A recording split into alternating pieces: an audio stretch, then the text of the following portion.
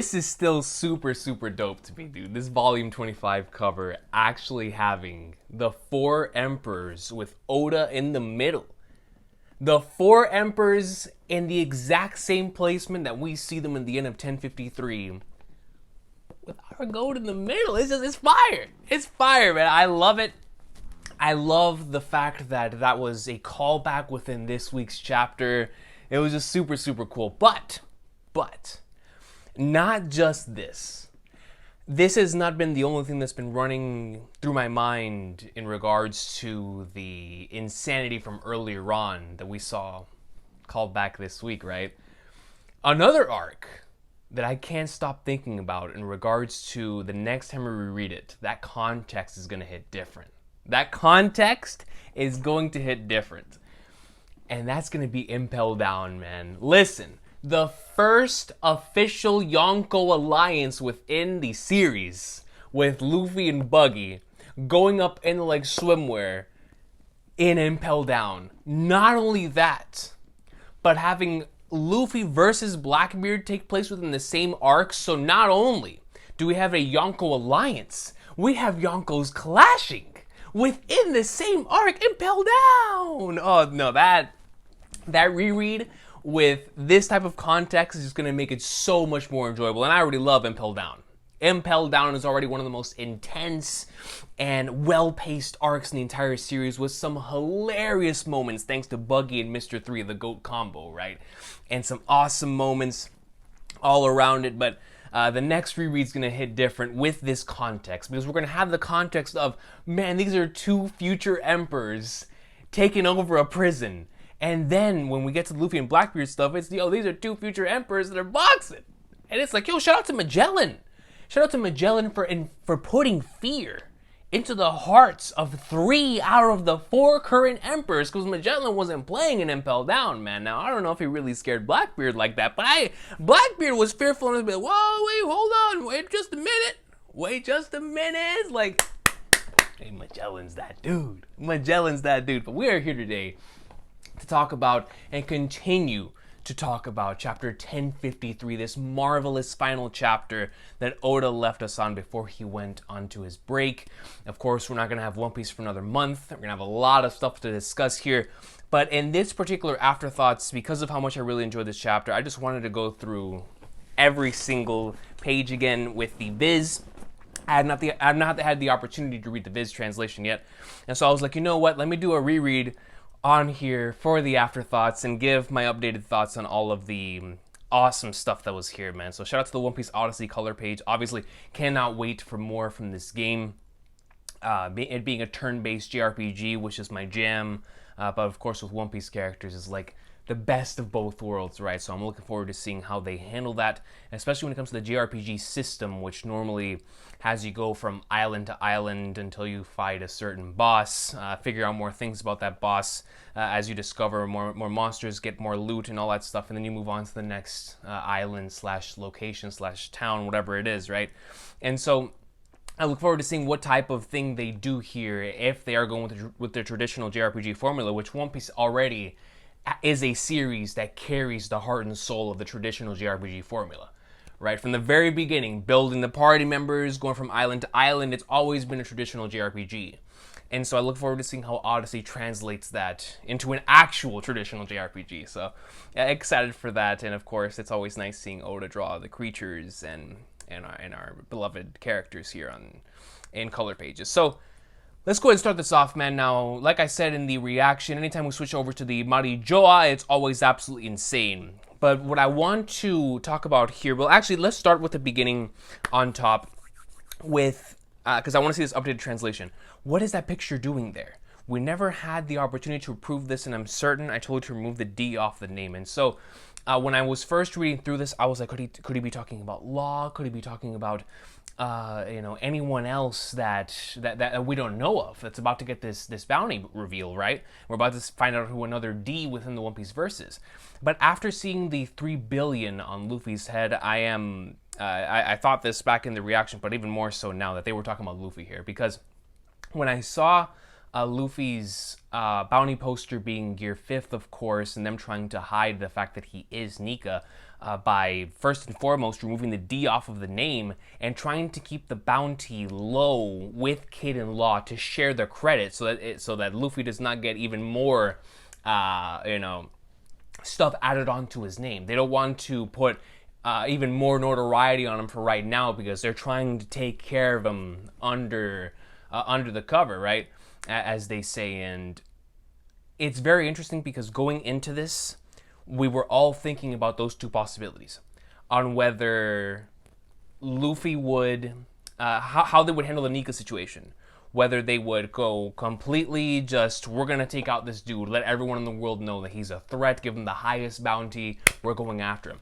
Or we're going to try to play it safe, play it cool in the way they have the rest of the series, and keep his bounty low intentionally, which is still really high at 3 billion. But we're going to keep it higher than what it should be because we're going to share the credit amongst them. We're going to take off the D from his name, ensure that his poster does not have anything with Nika in it.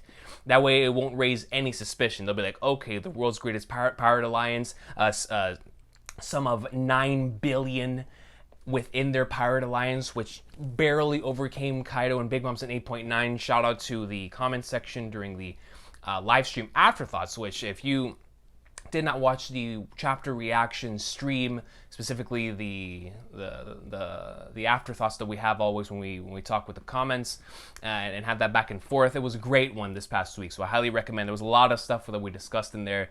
So if you want some more content and you only watched the reaction this week, definitely watch the after discussion part because there was a lot of good stuff there, man. But that aside, you look back at them trying to share all of that, right? And we remember how Big News Morgans was hyping up Luffy to be the 5th Emperor and whatnot. And of course, based on that and based on how he was hyped up there, it's like the Gorosei had no choice but to name Luffy one of the 4 emperors, even though at this, or at least the entire world now has to acknowledge Luffy as one of the 4 emperors, even though they now have that similar, all of them having 3 billion on their head. But because of the hype that was also placed back in Whole Cake Island, where he was seen as the leader of the entire group there, here within coming out of Wano, it was already like, okay, if Luffy's gonna 1v1 Kaido, and this is for us as the viewer, right? If Luffy's gonna 1v1 Kaido after the massive boss battle, and then we're gonna have Law and Kid 2v1ing Big Mom, then based on where the credit goes, we could see potentially Kid joining Luffy as an emperor, right?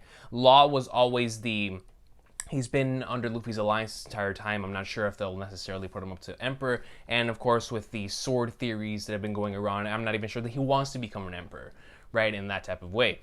And so, of course, they all have their rivalry. They all want to one-up each other and whatnot. But from a storytelling standpoint, we wanted to see where Oda would go with Law in particular. But when Kid was not named an emperor, it was like, holy sweet mother of Flagnards, right? Like, we're moving in a different direction. Shout out to Guernica of CP0 for being the legendary photographer and taking that picture and reporting it back, man. Putting it in the paper for everyone to see. That legendary stuff took place up here, man. He took pictures. There is record within the story of Luffy versus Kaido happening on that roof. That is a piece of history that will forever stay within that photographer's heart and within his camera, right? Within his camera as well. I mean, you saw them. They were trying their hardest not to reveal any of this information out into the world. Now, let me read what Morgan says here in the Viz translation. Stop the presses at once. Just look at that mystical form. Yo, he's talking about the goat, man. He's like, look at him, man. He looks so goated. The greatest of all time. Carry these far and wide, folks. The last message sent out by Sephiroth after they vanished in Wano was, it's Big Mom's ship. And so this was not something that I caught when I was initially reacting to the chapter. When it comes to Cypherpole discussing before their transmission was cut off that it's Big Mom's ship, we're all led to assume that Big Mom's ship has appeared in Wano or appeared in Wano before the transmission was cut off in order to retrieve Big Mom, something that we all thought was going to happen. And so Big Mom's ship pulling up to Wano is not a shocking thing. What may be shocking is what takes place here, considering what this final saga is going to have for us, right? Or at least the post-Wano section carrying into the final saga. Will Big Mom's crew just come in to take Big Mom and get out? Or does Big Mom's crew get Big Mom, attempt to, rather have some feathers over here? Let's just say that they, hypothetical situation, now that Green Bull is not moving through, does Green Bull see Big Mom's ship? Of course, I think he's here in order to capture both Big Mom and Kaido and bring them back. And so if that's the case, if he sees Big Mom's ship, will he take a quick detour, try to go take him out, and then go to the banquet? Because there's still obviously the scenario in which Kaido himself gets back up. He's like, yo, what'd you do to King and Queen? And then he and Green Bull start scuffling. And so I wonder what's going to happen there with Big Mom's ship. Will it lead to anything more than just them retrieving Big Mom and getting up out of there? Or will there be a confrontation with Green Bull? We'll have to see. We'll have to see what happens there. But it's exciting stuff. Big News Morgans holds nothing back. That's why he's my goat. I won't let them manipulate this narrative. At moments like these, when the world is in flicks, the straight facts are the most fascinating news there is. My boy only reports the facts. Reporter of the facts, the bearer of big news. That's why I love him. That's why I love him, man. You know what I'm saying? And so, something that's very interesting that's stated here and also at the end with the Green Bull conversation is continuing to strike while it's hot in regards to the world is in chaos. We know the world's in chaos. Sabo craziness is happening. When we turn the page, we even get to see Sabo in the background of one of these photos, or one of the panels that's on the top. And of course, we already knew Sabo craziness was going to happen after chapter 956. We're all waiting for it. We keep getting teased about it. Obviously, that's going to be a major part of transitioning into the final saga, is the stuff with Vivi and Sabo and whatever happened there with Cobra, if Sabo really did get framed for killing Cobra and whatnot. Does that have something to do with Vivi and Instant Messenger Sama holding Vivi's photo? Like, there's a lot of stuff going on there in regards to the Alabasta content. It's interesting that was brought up in this week's chapter 2 with Pluton. But it's the Sabo situation is obviously going to be highlighted here whenever we get back.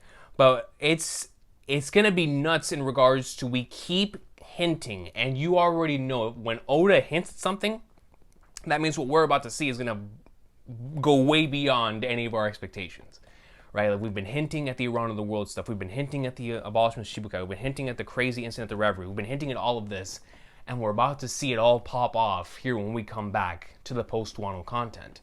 And it's like, man, what's going to go down, dude? Let me see Sabo! You feel me? And so there's nothing like good old live entertainment. That is true. The Emperors of the Sea, Kaido and Big Mom defeated. Shocking news. Took no time at all to make its way around the world. 2 of the emperors who had ruled over the seas for decades toppled in a single night. And upon 3 pirate captains, Monkey D. Luffy, Useless Captain Kidd, and Trafalgar Law, the government placed a shocking bounty of 3 billion berries each. And once again, like I was saying earlier, I love how they, once again, the Gorosei was trying their hardest to not single out Luffy here. So they were intentionally putting it toward these 3, even though it's true, right? Like, we know as readers of this manga, this is true. The 3 of them collectively took out Kaido and Big Mom. Luffy packed up Kaido, and Law and Kid definitely packed up Big Mom. And so they both did what they came here to do. They both set out, take down these emperors. They did it, and we're out of here.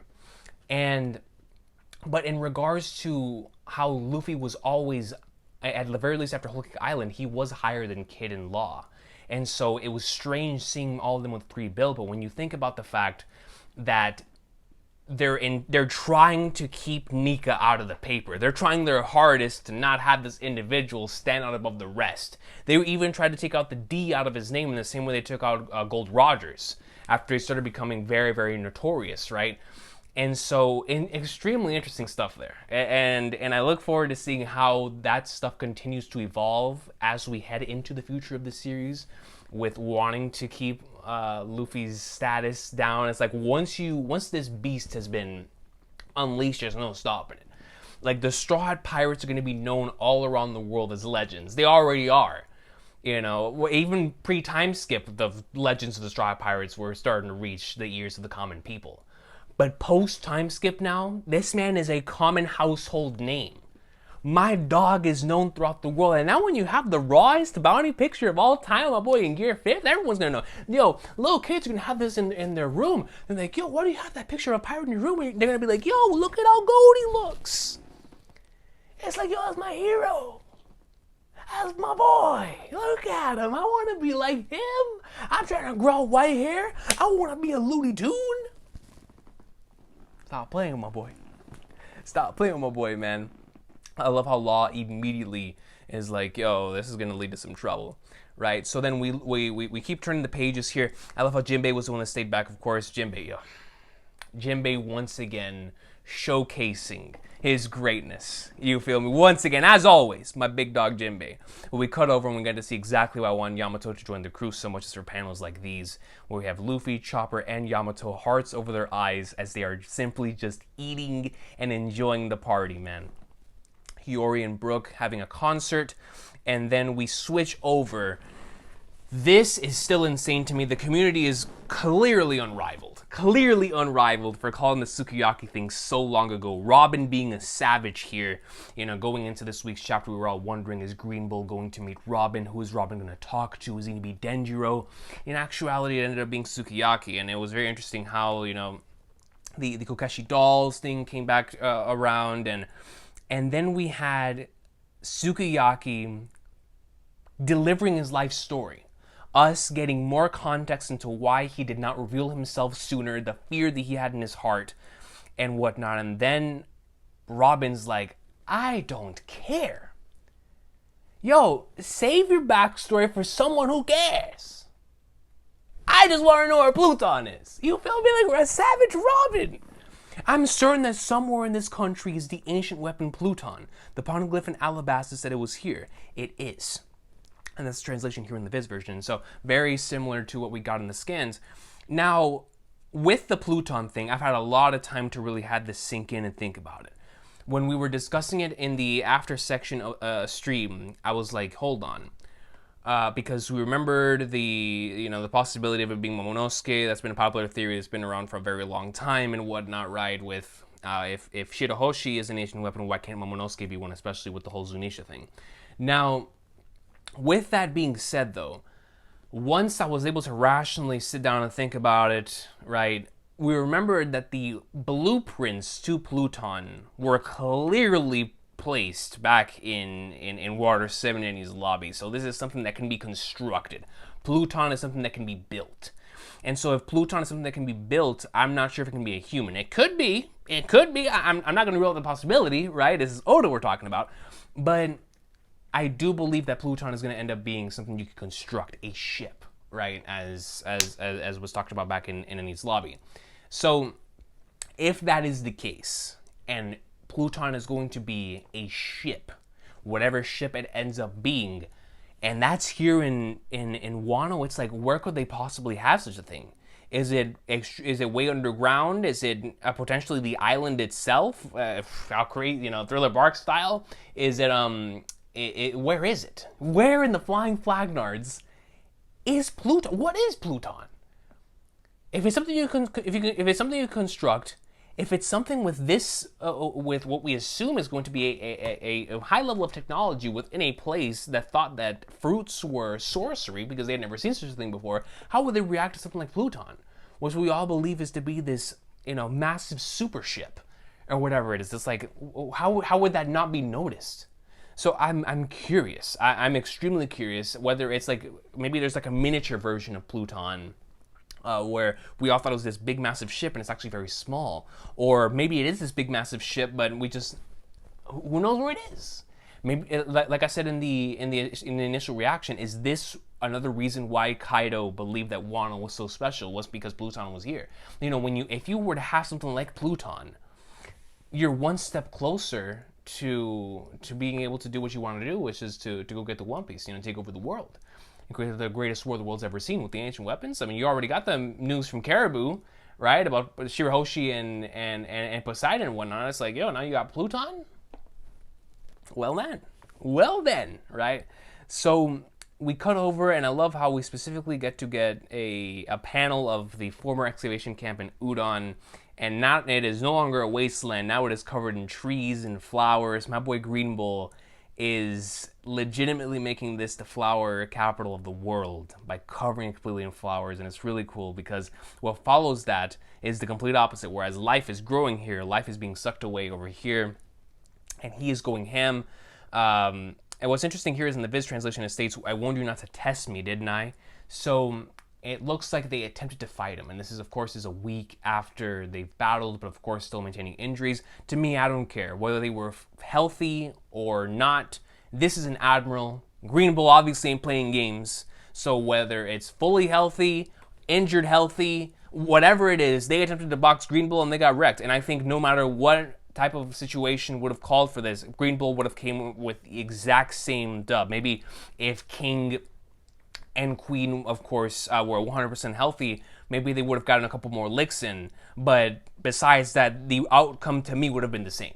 Is Green Bull slaughtering everyone here in the way that we saw him dominantly just take them all out. He's nasty. I love his design. We got his official name in Automaki. I mean, my boy just looks fire. He just looks fire. I love what we've gotten so far from Green Bull. The fact that he's like an Akainu fanboy. He's just dope, man. And I look forward to seeing more from him. Admiral character introductions never fail us. Aokiji's was legendary, unforgettable. Kizaru's one of the greatest of all time. Akainu's, because we got to see him both, his unofficial introduction and his lobby. We were like, man, this guy is crazy. With his Buster Call, and then we go over to Marineford and we get to see that he's doing everything under the surface and on the surface to trying to win. So it's like a massive, crazy introduction there for Akainu as well. And then we could over Fujitori's was so awesome back in Dressrosa, and then now we have Green Bull, and it's like, man, the Admiral introductions are always fire. Oda never misses with Admiral character introductions. So loving some Green Bull. I'm still trying to think about what Green Bull is going to do, right? Like, this is a character that wants to pull up to get Luffy's head and get out of there. Now, obviously, if he pulls up on all of these pirates that are here, I mean, they're not fully healthy, but I don't care. He pulls up on Gear 5th, go with the coat, man, with Kid and Law there with him, and we got Zoro, we got Kaido, we got Sanji, we got Yamato. I mean, we're ready to box. This man pulls up, we're ready to box. And so that's what makes me think that there may be somebody else that interferes and stops Green Bull from coming. Now, if Green Bull himself actually comes, then there's the possibility that I brought up in the other, what was that, 1052? Yeah, in the 1052 reaction stream, where Green Bull may actually be a resident of Wano who's coming in here to thank the goat with the coat for what he did to his country. And while he's here, bodying all these individuals, he's also, making it beautiful once more. And so I look forward to seeing how all of that is going to happen, considering the whole fasting thing and whatnot, if he really did fast all of these years in order to ensure Wano's safety. Or is he legitimately what he appears to be in this chapter, and he's coming in here to catch a body, which either way I'm cool with. Whether he's coming in here to thank the goat with the coat for saving Wano, or he's coming here to catch a body, I'm cool with either scenario, right? But if he is coming here to catch a body, there's most certainly the situation I brought up earlier with Big Mom, where he could confront the Big Mom pirates, pwn them in the same way that, could you imagine? This man Green Bull's on such a massive tear that not only does he take out single-handedly Kaido's crew, he takes out Big Mom's crew single-handedly, depending on who's there, right? I mean, even it doesn't matter, honestly. It's Green Bull. It's Green Bull, bro. Unless, they all attack him at the same time and they got, 5 Katakuris and the SSG and Big Mom herself is up, they ain't stopping Green Bull. They ain't stopping Green Bull, bro. So Green Bull's gonna, if he runs into Big Mom's ship, he's just gonna catch another body. Unless Big Mom herself is up, then that's another story, right? That's a Yonko. And then Yonko Admirals, of course, we consider them equals here on this channel, so that would just be a crazy clash. But in regards to the possibility of Kaido getting up, we know Kaido's going to get back up, we just don't know when or how it's going to happen. So with this week's chapter and King and Queen getting bodied in the way they did, there is a massive possibility that Kaido is the one who runs into Green Bull. Now, if Kaido gets back up and he wants to get a piece of Green Bull before Green Bull goes to the banquet, that is going to be an insane thing to see. Now, whether it's off-screen or we see it on-screen, of course, remains yet to be seen. But I really do wonder how that would go down if that were to happen, the meeting between Kaido and Green Bull, specifically because Green Bull's playing no games. Kaido's going to be fresh out of magma and lava, not at 100%, and so, but he's still Kaido. This dude is just nasty. He's filthy. That's why we believe he's going to get back up, because he's just so filthy. We saw him take everything, imaginable within his arc. So how could he not get back up, right? And so I wonder how Oda's going to handle that in regards to the whole Kaido, if he does get back up here and confronts Green Bull. That's going to be a meeting of legend, man. Green Bull and Kaido? So, well, we gotta see. We gotta see, man. But regardless, like I said, there's a couple different scenarios there with Green Bull. I think regardless, he's boxing someone.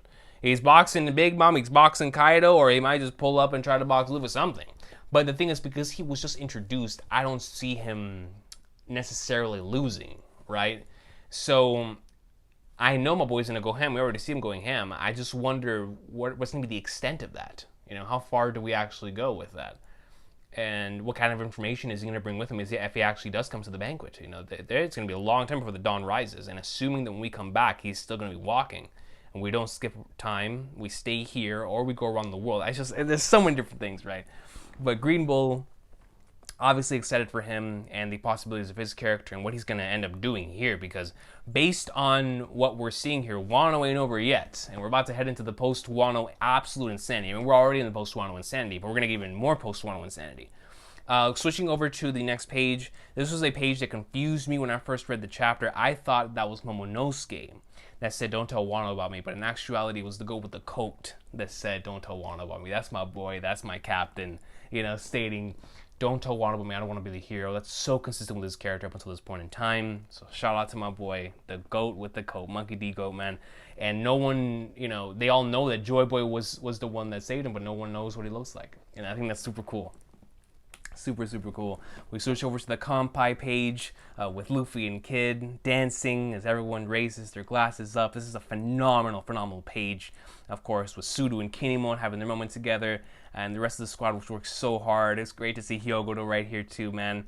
And Tama, the Komainu, it's just great stuff. It's always nice to see everybody so happy and celebrating after this massive war and the tyranny of being under Kaido and Orochi for so many years. Now they can all freely celebrate together. It's just, man, but now Green Bull's on the way, and it's like, yo, how long is this gonna last? But love these panels. So we switch over and get to the final page of the chapter.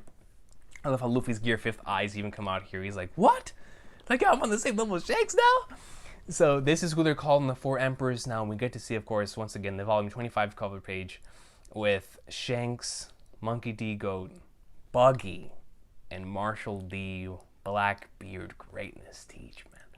So Buggy, obviously, this was the big one where for so many years we had been speculating and theorizing, will Oda take that route at the end of this series and have Buggy become an emperor? It's something that was on so many of our minds, especially within in this community. Like, will Buggy be an emperor at the end of the day? He has so many connections to the most prominent individuals within the series, with Luffy, with Shanks, with Roger.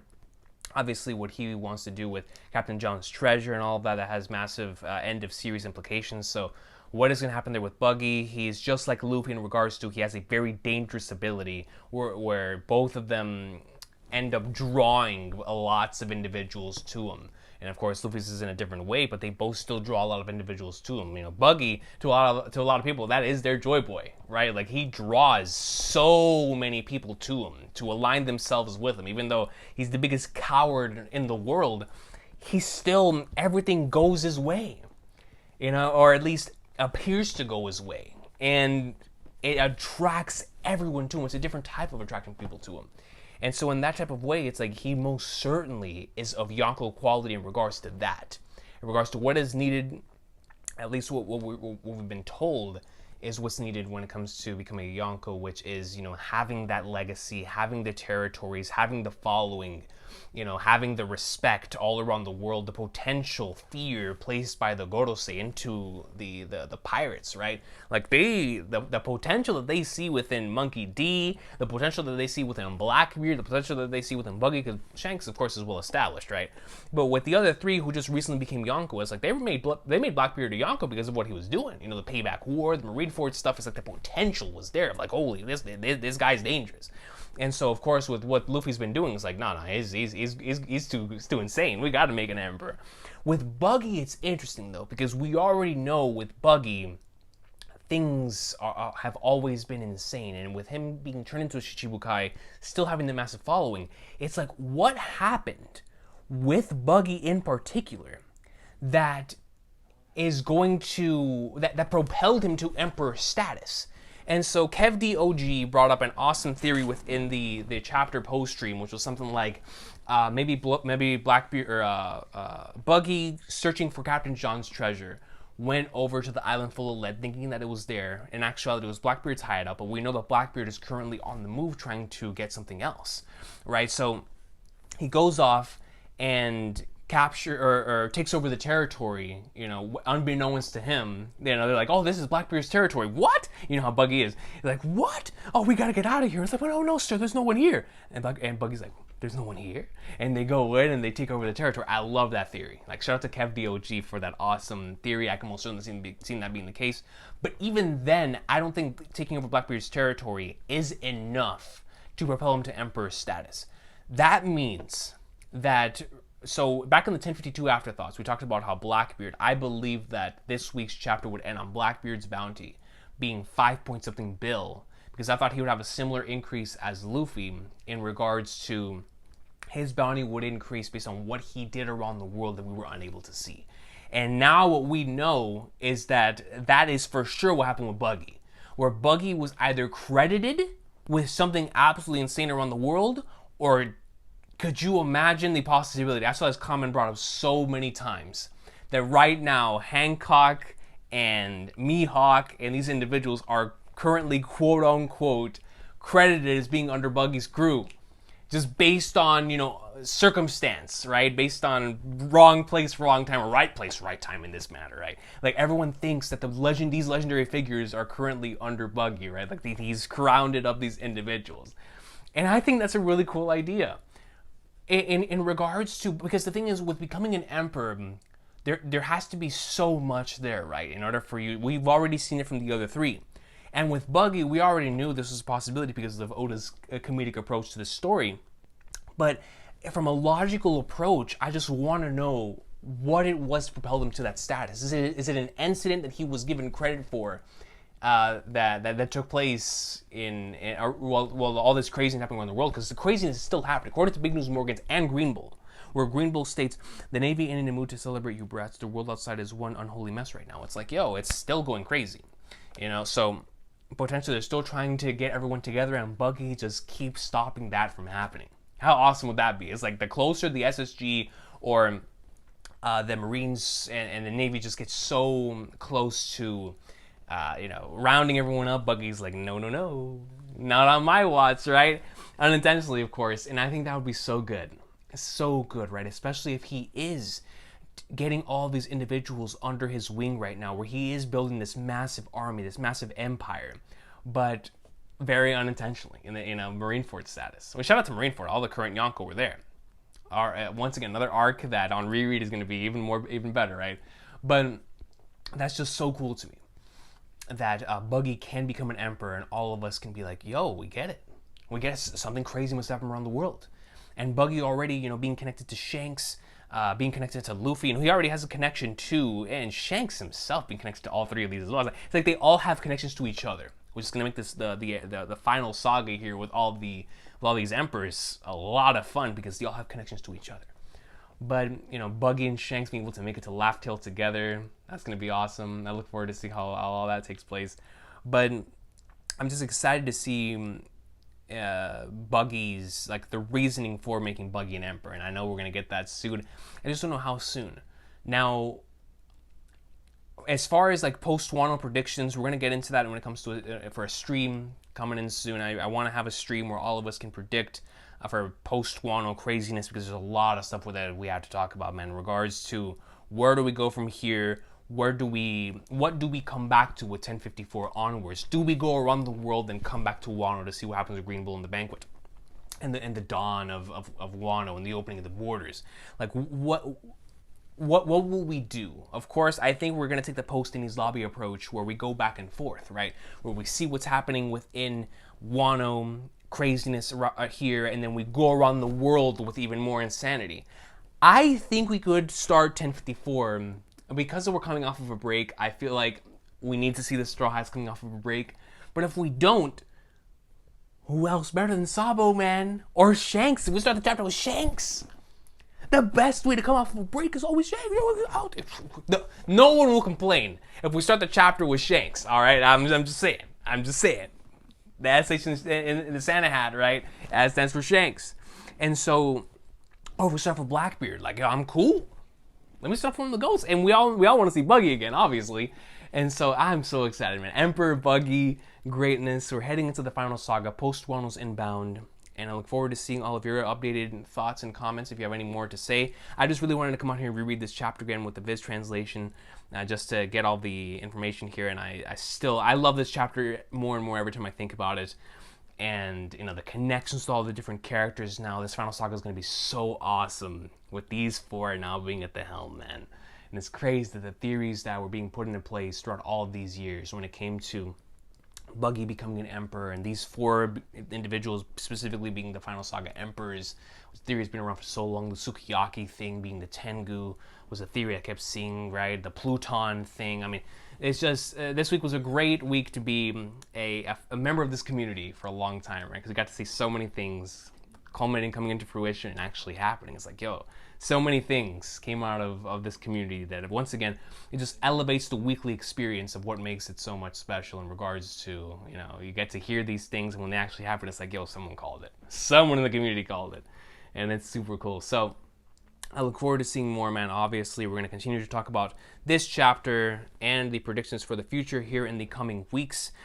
So I will see y'all later on this week for some more One Piece greatness. Let me know what y'all thought about this week's chapter once again. If you have any additional thoughts, I'd love to read them in the comment section down below. I can actually read comments now, since I'm not going to be avoiding spoilers for chapters until it comes back. So I will see y'all then. Have an awesome day. This has been the Afterthoughts / reread of this chapter. Have a good one. Take care. One Piece greatness, yeah.